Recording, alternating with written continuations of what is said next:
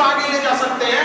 आजादी के इतने साल भी हम पुरुषों के बस के बाहर हो गया, देश विकसित नहीं हो पाया, जबकि हमसे हमारे साथ दो परमाणु हमला झेला जापान आज कहां पहुंच गया, जिसका सबसे बड़ा कारण है कि उसने विकास को, शिक्षा को, संस्कार को कभी भी महिला पुरुष में नहीं बांटा। उसने महिलाओं को भी बराबरी का अधिकार दिया।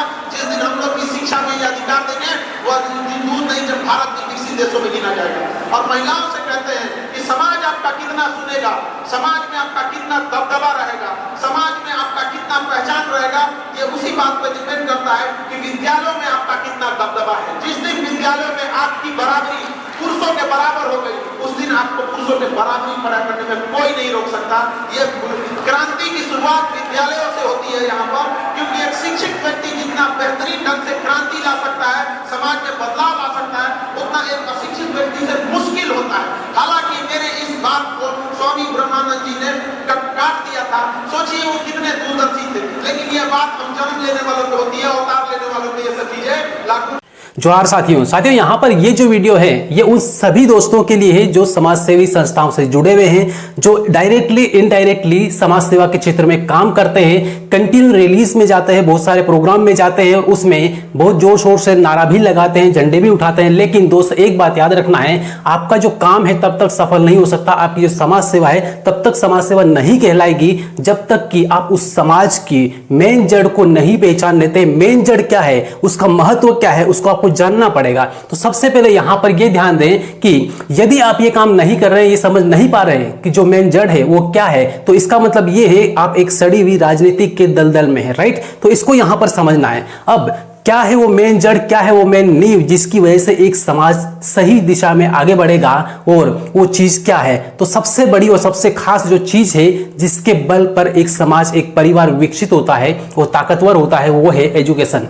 अगर एजुकेशन को सही तरीके से समझ लिया, एजुकेशन को सही तरीके से उसके महत्व को समझ लिया और एजुकेशन को सही तरीके से समाज में प्रोवाइड करवाना चालू कर दिया, उस दिन से समझ लेना कि आप बहुत अच्छी तरीके से समाज को विकसित करने के लिए जा रहे हैं, बहुत अच्छी तरीके से आप समाज सेवा के क्षेत्र में काम कर रहे हैं, राइट। अगर आप किसी 100 लोगों को समझाते हैं, एजुकेशन देने का कोशिश करते हैं और उसमें से 10 लोग भी मान लो से एजुकेट होते हैं, आपकी बात को समझते हैं, उसको अप्लाई करते हैं, तो ये समझ लो कि आपका बहुत बहुत बड़ा योगदान है समाज सेवा के क्षेत्र में। क्लियर है।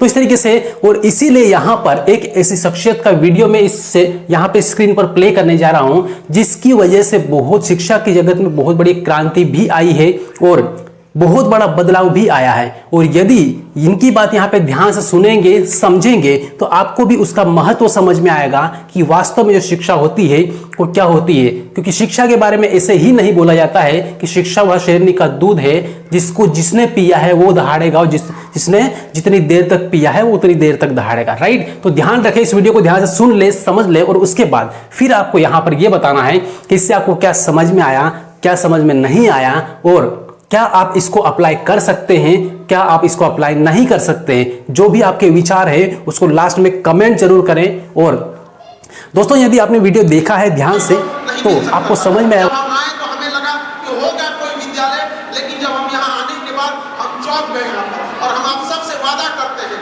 आप सब मिलकर इसे एक यूनिवर्सिटी का दर्जा दीजिए। जिस दिन यह यूनिवर्सिटी बनेगा हम वादा करते हैं हम यहाँ के गेस्ट लेक्चर लेंगे यहाँ पर। ये वादा है हमारा बुंदेलखंड की धरती से, मगध की धरती से आए हैं, बुंदेलखंड की धरती से एक सौगात मांगने आए हैं कि आप सब लोग मिलकर इसे एक महाविद्यालय से विश्वविद्यालय की ओर ले जाइए। कोई जरूरी नहीं कि आपके साथ कोई खड़ा ही होगा, कोई जरूरी नहीं। स्वामी जी के साथ कितने लोग खड़े थे, लेकिन स्वामी जी की एक सबसे अच्छी चीज लगती है। दोस्तों यदि आपने वीडियो देखा है ध्यान से तो आपको समझ में आएगा कि एजुकेशन क्या होता है, एजुकेशन का महत्व क्या होता है, राइट। तो इसको आपने देख लिया, इसलिए आप सभी साथियों को बहुत बहुत धन्यवाद। लेकिन यदि आप चैनल पे पहली बार आए हैं तो चैनल को सब्सक्राइब जरूर कर लें, बेल आइकन जरूर दबा लें और इस वीडियो को जितना ज्यादा हो सके फैला दें।